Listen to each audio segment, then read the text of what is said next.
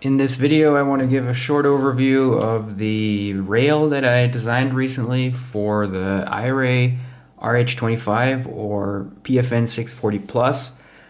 It doesn't matter if it's for the RH25 or PFN 640 Plus, both of those are mechanically identical. The RH25 is the US version that has slightly different software, while the PFN 640 is the international version. But housing-wise, it's all the same. So this is the rail. You can see that we have a dovetail here. It's according to the Wilcox dovetail standard. It has a locking pocket for the typical helmet mount locking solutions. Has the right dimensions to lock into a Wilcox FTS. It has a space here to accommodate the Wilcox FTS locking mechanism. We'll see that later. And I also decided to keep a portion of PIC rail so that you can mount this also to your ADM QD mount if you decide so. And this is according to STANAG specifications, which is compatible with PIC, but it doesn't make a difference. Okay, so let's try this out.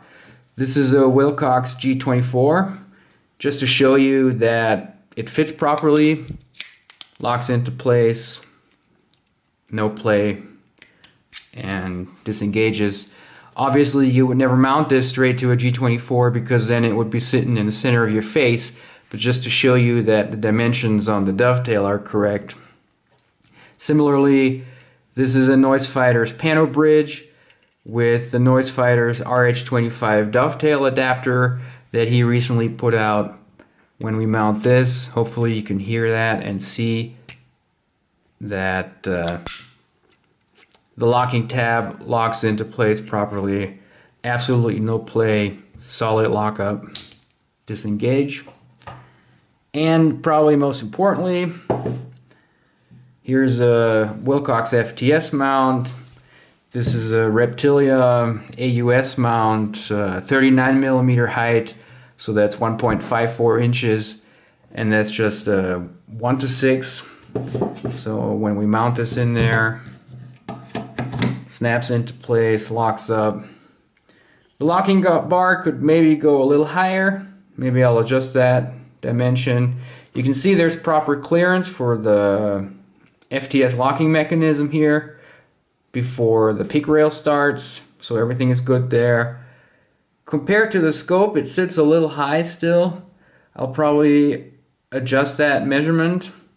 But other than that, flip to side functionality, flips out of the way, flips back in, disengage the mount, unmounts, mounts again.